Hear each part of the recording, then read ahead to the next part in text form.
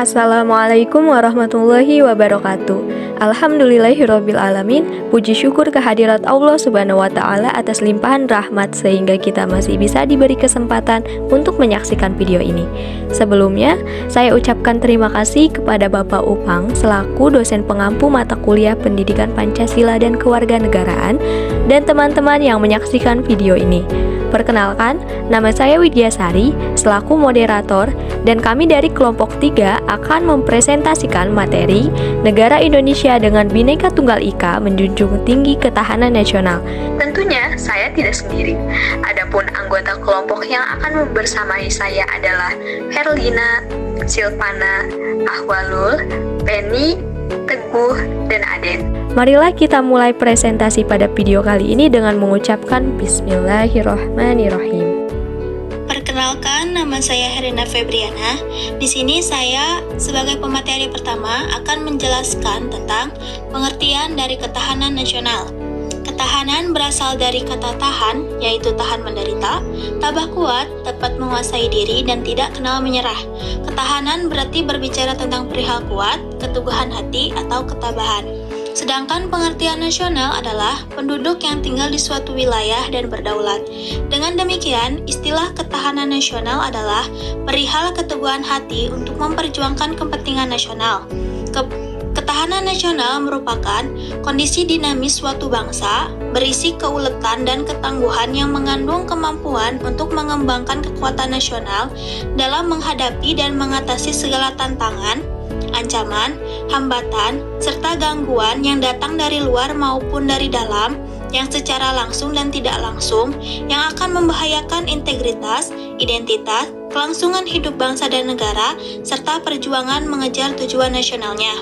Pengertian ketahanan nasional dalam bahasa Inggris yang mendekati pengertian aslinya adalah national resilience, yang mengandung pengertian dinamis dibandingkan pengertian resistance dan endurance. Keadaan atau kondisi selalu berkembang dan keadaan berubah-ubah. Oleh karena itu, ketahanan nasional harus dikembangkan dan dibina agar memadai sesuai dengan perkembangan zaman. Jika kita mengkaji ketahanan nasional secara luas, kita akan mendapatkan 3 wajah ketahanan nasional. Yang pertama, ketahanan nasional sebagai kondisi dinamis. Yang kedua, ketahanan nasional sebagai konsepsi pengaturan dan penyelenggaraan. Yang terakhir, ketahanan nasional sebagai metode berpikir. Saya Silvana Rahmawati sebagai pemateri kedua akan melanjutkan materi yaitu tentang karakteristik ketahanan nasional. Karakteristik ketahanan nasional ada 4. Yang pertama yaitu mandiri. Ketahanan nasional percaya pada kemampuan dan kekuatan sendiri, serta pada keuletan dan ketangguhan yang mengandung prinsip tidak mudah menyerah, dengan tumpuan pada identitas, integritas, dan kepribadian bangsa. Yang kedua yaitu dinamis. Ketahanan nasional tidaklah tetap, ia dapat meningkat atau menurun, tergantung pada situasi dan kondisi bangsa, negara serta lingkungan strategisnya. Hal ini sesuai dengan hakikat bahwa segala sesuatu di dunia ini senantiasa berubah dan perubahan itu senantiasa berubah pula. Yang ketiga yaitu wibawa. Keberhasilan pembinaan ketahanan nasional Indonesia secara lanjut dan berkesinambungan akan meningkatkan kemampuan, keseimbangan, dan kekuatan bangsa. Yang keempat yaitu konsultasi dan kerjasama. Konsepsi ketahanan nasional Indonesia tidak mengutamakan sikap konfrontatif dan antagonistis, tidak mengendalikan kekuasaan dan kekuatan fisik semata, tetapi lebih mengutamakan sikap konsultatif, kerjasama, serta saling menghargai dengan mengendalikan kekuatan, moral, dan kepribadian negara. Baik, saya Ahwalul Sabila akan melanjutkan untuk pemaparan materi yang ketiga yaitu asas-asas ketahanan nasional. Asas-asas ketahanan nasional terdiri dari 4. Yang pertama, asas kesejahteraan dan keamanan. Kesejahteraan dan keamanan merupakan nilai intrinsik yang ada pada sistem kehidupan nasional itu sendiri, yang merupakan harapan dalam sistem kehidupan nasional. Yang kedua, asas komprehensif, integral, atau menyeluruh. Terpadu sistem kehidupan nasional mencakup segenap aspek kehidupan bangsa dalam bentuk perwujudan persatuan, perpaduan yang seimbang, serasi, dan selaras pada seluruh aspek kehidupan bermasyarakat, berbangsa, dan bernegara. Lalu yang ketiga, asas mawas ke dalam dan mawas keluar. Mawas ke dalam. Mawas ke dalam bertujuan menumbuhkan hakikat, sifat, dan kondisi kehidupan nasional itu sendiri berdasar nilai kemandirian yang proporsional untuk meningkatkan kualitas derajat kemandirian bangsa yang ulet dan tangguh. Lalu mawas keluar. Mawas keluar bertujuan untuk dapat mengantisipasi dan berperan serta mengatasi dampak lingkungan strategis luar negeri dan menerima kenyataan adanya interaksi dan ketergantungan dengan dunia internasional. Yang terakhir, asas kekeluargaan. Asas kekeluargaan mengandung keadilan, kearifan kebersamaan, kesamaan, gotong royong, tanggung jawab, tenggang rasa dalam kehidupan bermasyarakat, berbangsa, dan bernegara. Saya Pendi Nuraini, saya ingin memaparkan mengenai kedudukan dan fungsi dari ketahanan nasional. Ketahanan nasional mempunyai kedudukan dan fungsi yang perlu diketahui, diantaranya sebagai berikut. Yang pertama, ketahanan nasional berkedudukan sebagai landasan konseptual yang didasari oleh Pancasila sebagai landasan ideal dan Undang-Undang 1945 sebagai landasan konstitusional dalam paradigma pembangunan nasional.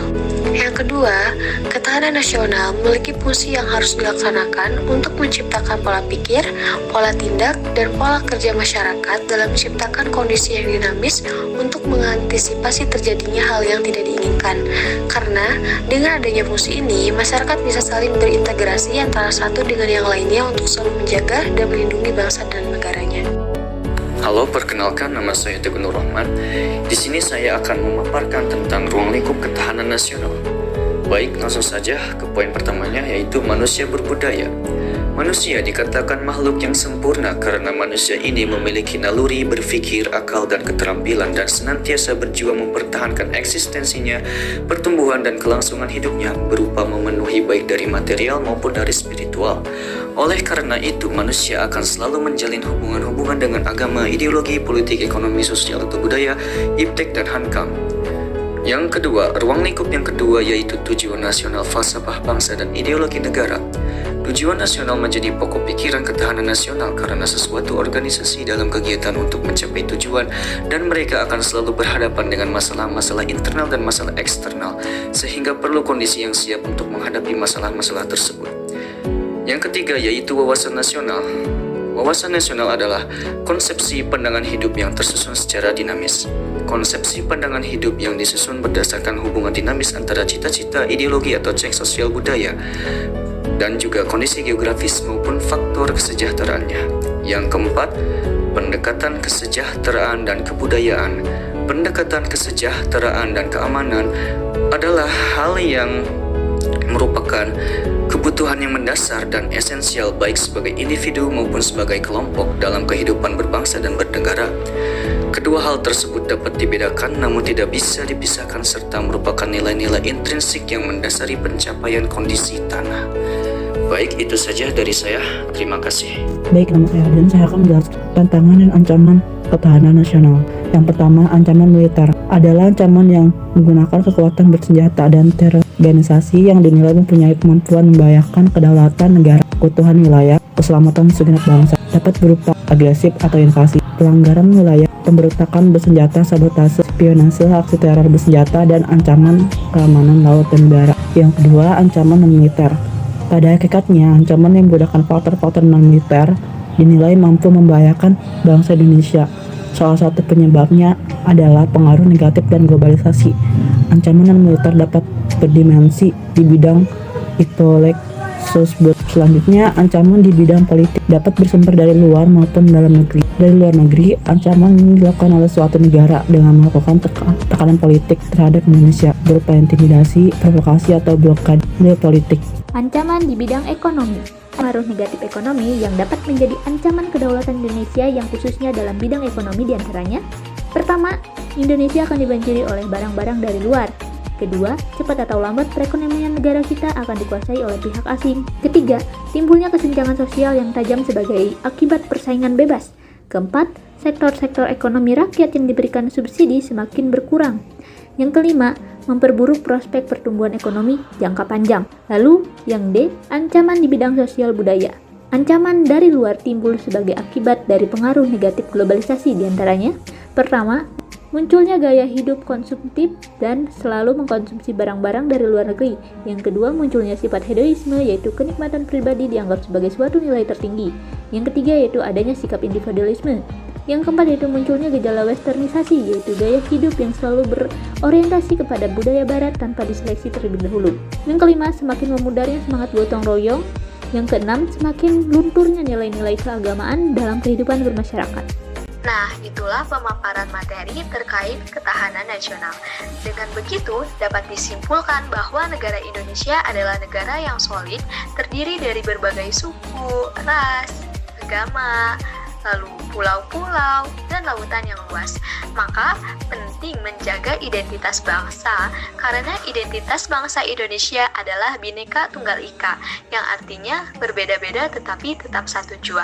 Ketahanan nasional hanya dapat terwujud kalau seluruh aspek bangsa yang kita namakan aspek sosial kehidupan, meliputi ideologi, politik, ekonomi, sosial, budaya, dan hankam secara harmonis bersatu.